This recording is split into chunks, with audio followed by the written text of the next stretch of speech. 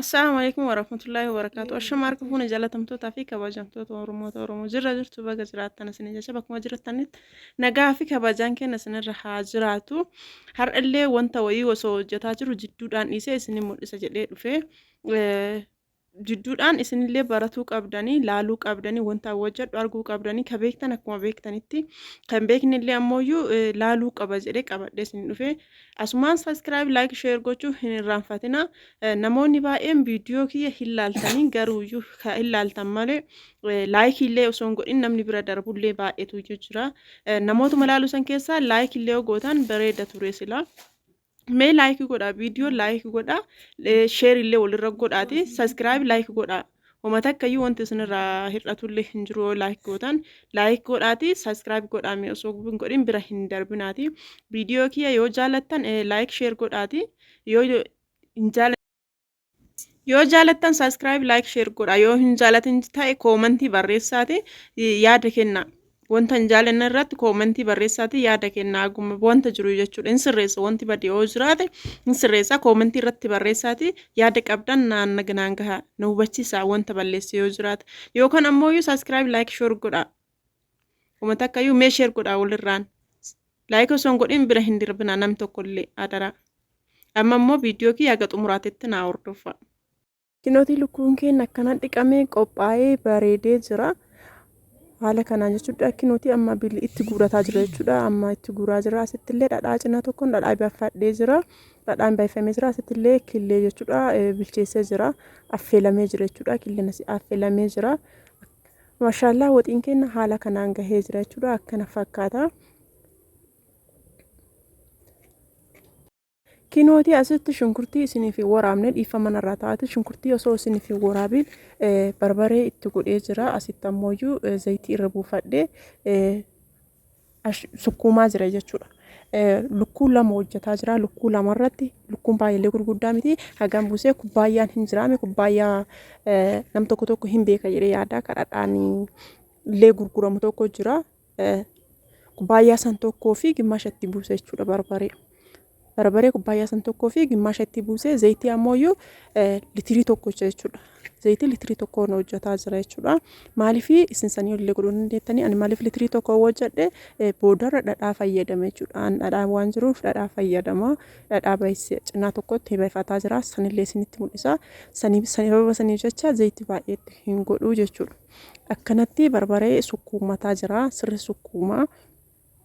Isinillee haaluma kanaaniin namoonni beektan akkuma beektanitti kun ammoo haaluma kanaan sirri sukkuumuu qabdan jechuudha barbaree sirri sukkuumamuu qaba asitti ammoo kinooti sugoon keenya haala kanaan nu bilchaatee jira akkana bilchaatee jira jechuudha an ammoo timaatimii hin fayyadamu maaliif jennaan maqallashaa qofa malee timaatimiin waxii baay'ee danfisa waan ta'eef hin oolu biratti garuu firiijitti illee fayyadamuu hin dandeettanii an timaatimii itti hin godhu asumatti kinooti akkanatti haala kanaani sugoon isaa bilchaatee jira amma ammoo lukkuu itti godhuuf deemne jechuudha.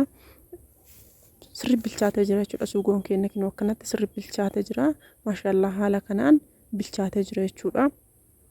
Haga asitti dura jechuudha lukkuullee dura dhiqadhee qopheessee jira wanti guutuun isaa miicamee qophaa'ee jira jechuudha. Osoma shunkurtii irra hin kaayiniin dura isa bilcheessee jira miicee jira jechuudha dhiifama narraa taate isa miicee jira sirriitti jechuudha isinitti mul'isa. Kinooti asitti miicamee jira jechuudha kinoo miicee asitti ammoo saanii keessatti guuradhee jira haala kanaan saanii keessa guuree jira jechuudha kinooti miicamee dura lafa kaayee jechuudha loomiidhaan sooqiddaan sirriitti miicee jechuudha. Namoonni loomii hin qabne qomxaaxee fayyadamuu dandeettanii fireeshii garuu loomii fireeshii osoo ta'ee bareedaa bakka fireeshiin hin jirretti qomxaaxeedhaan illee achittoo illee sirriitti isinii baasa jechuudha sirriitti baasaa isaanillee miicuu qabdan jechuudha sirriitti miicuu qabdan jechuudha sirriitti keessa isaa seentanii sirriitti jechuun lukkuun akkuma mi'aawu san yoo nama harkaa tabalaansha illee akkasuma yoo nama harkaa badillee jechuudha akkasuma sirriitti ammoo sukkuumuu qabdan jechuudha. Viidiyoo kana billitii isaa yeroo baasu isinitti hin mul'ifne hoomata akkallee namni na bira hin jiru kan ammoo irra qabaa hojjetaa waan jiruufi sababa saniif isiniif waraabne yeroo billitii baasu inshallah guyyaa biraa isiniif baasa jechuudha. Nama na waraabu yeroo argadheetti harka tokkoon silkii waraabaa harka tokkoon kaameraa isinii fi waraabaa jira akka tokko hojjetaa kinuu asitti ammoo itti guurataa jira jechuudha. Haala kanaan itti guuraa jira. Namoonni tokko tokko addaan babaasaa ka dura hojjetuu fi ka dura itti galchuu fi kaan gargar godhan garuuyyuu bakkuma tokkotti godha jechuudha. Garuuyyuu wanti isin beekuu qabdani amma ammoo viidiyoo kanarratti harki waan tokko cina ta'eef malee xiqqoo ammoo sanxaq goortuun malee keessatti hin darbina. Maaliif maaraqiin kun akka keessa isaa seenuuf jecha jechuudha. Lafeetti foon itti guurtan kana jechuudha. Foon lukkuu kan akkam gootanii seentiidhaan bakka lamatti sanxaq gootan jechuudha. Akka waan gaccirtanii hin jiru xiqqeessitanii sanxaq gootanii akkasii itti darbitan jechuudha. Yeroo san keessa seenee foonillee akkasii mi'aaye jechuudha.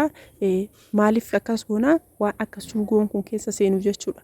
Suugoon kun akka keessa seenuuf keessa isaa akka seeneef akkasitti akkuma gizee killee kinuu yeroo killee lukkuutti foon lukkuutti hojjetan sanxaq godhanii keessa kaayanii akkasuma kanallee jechuudha.